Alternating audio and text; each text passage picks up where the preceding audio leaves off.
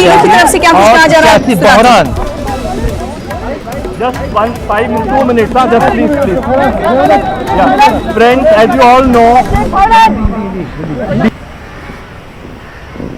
Shiv Sena, NCP and Congress had moved the Honorable Supreme Court on Saturday, challenging the decision of the governor to appoint Shri Devendra Fadnavis as the Chief Minister.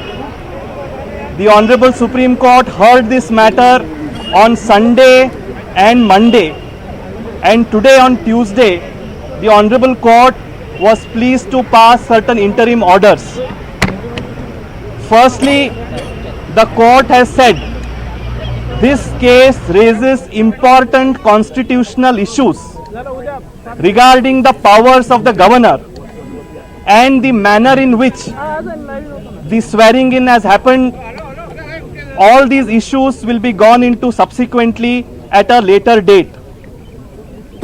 The court, having regard to the decisions in Bommai, Karnataka case and the Uttarakhand case, has said that it is imperative to prevent unlawful activities such as horse trading. Certain urgent interim measures have to be taken. The court, to uphold certain basic constitutional values, has directed a floor test to be conducted tomorrow itself, that is on 27th November 2019 at 5 p.m. The floor test will be conducted by a pro tem speaker and not by a regular speaker as was contended by the BJP. The oath taking will start in the morning tomorrow and will conclude at 5 p.m. During the floor test, there will be no secret ballot. Live. All the parties have been directed to complete their pleadings and place it before the Supreme Court. Thank you so much. नहीं, हिंदी में अब पृथ्वीराज जी और ये बताएंगे, पृथ्वीराज जी बताएंगे. Thank you. Venugopal जी को हमको एक मिनट है, थोड़ी सी जाके एक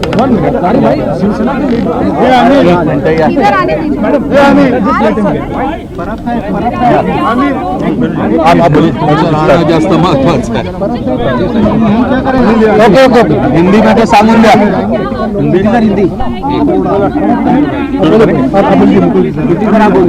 साथियों, जैसा कि आप जानते हैं, महाराष्ट्र में 23 नवंबर को माननीय राज्यपाल महोदय ने रात के अंधेरे में देवेंद्र फडणवीस जी को मुख्यमंत्री पद की शपथ दिलाई थी और उनके साथ श्री अजित पवार को उप मुख्यमंत्री पद की शपथ दिलाई थी. हम तुरंत इतवार को ही माननीय सर्वोच्च न्यायालय में हम आए थे. हमने एक याचिका दर्ज की थी, पिटीशन फाइल किया, तीनों पार्टी मिलकर, एनसीपी और पार्टी ने मिलकर एक पिटीशन दायर किया था.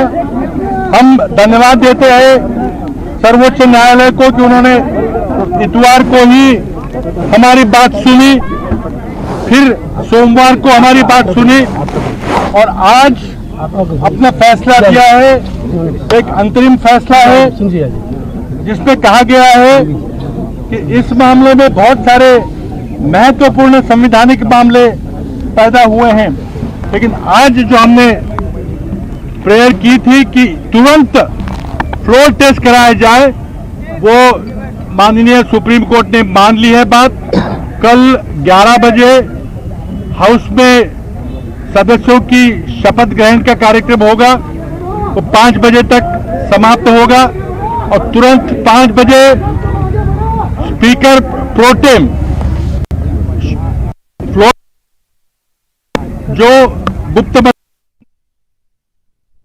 आप सुन रहे थे, उससे पहले अब वकील की तरफ से फैसला पूरा बताया गया कि सुप्रीम कोर्ट की तरफ से क्या कुछ फैसले दिए गए हैं। राहत की खबर है तीनों पार्टियों के लिए, एनसीपी, शिवसेना और कांग्रेस के लिए। ऐसे में शुक्रिया करते हुए भी नजर आ रही हैं ये पार्टियां सुप्रीम कोर्ट का कि उनकी तरफ से ये फैसला दिया गया और यही मांग इन पार्टियों की तरफ से की जाए कि जल्द से जल्द फ्लोर टेस्ट कराया जाए। अनुप, जिस तरह से अब फ्लोर टेस्ट को लेकर फैसला आ गया है, अब सवाल ये उठता है कि सुप्रीम कोर्ट ने ये कहा है कि प्रोटेम स्पीकर का इंतखाब किया जाए, नियुक्त किया जाए। हम ये जानते हैं कि एक दिन पहले प्रोटेम स्पीकर का इंतखाब होता है, फिर उसके बाद शपथ ग्रहण होता है, फिर तमाम एमएलए फ्लोर टेस्ट में हिस्सा लेते हैं। ऐसे में क्या आज का दिन मुकर्रर होगा कि प्रोटेम स्पीकर को इंतखाब किया जाना, या फिर कल ही उन्हें इंतखाब किया जाएगा? देखिए, इसके लिए कोई जरूरी नहीं है कि उसके लिए एक दिन पहले ही प्रोटेम स्पीकर बनाया जाए। सेम डे भी प्रोटेम स्पीकर बनाया जा सकता है, फिर शपथ दिलाई जा सकती है, फिर स्पीकर बनाया जाएगा, फिर फ्लोर टेस्ट कराया जाएगा। तो ये तमाम औपचारिकताएं एक दिन में भी पूरी की जा सकती है, क्योंकि कल 5 बजे तक का वक्त है। लेकिन फिर भी किस तरह से प्रोसीजर में आगे बढ़ा जाएगा, किस तरह से सरकार आगे बढ़ना चाहती है, ये थोड़ी देर में ये क्लियर हो पाएगा। लेकिन इतना तय है कि चाहे वो प्रोटेम स्पीकर को बनाने का मुद्दा हो या फिर आगे स्पीकर को बनाने का मुद्दा हो, ये यकीन जानिए कि इस पे बहुत ही लड़ाई झगड़े वाली बात होने वाली है। इतना आसान नहीं होने वाला है इन सब की नियुक्तियों को लेकर भी।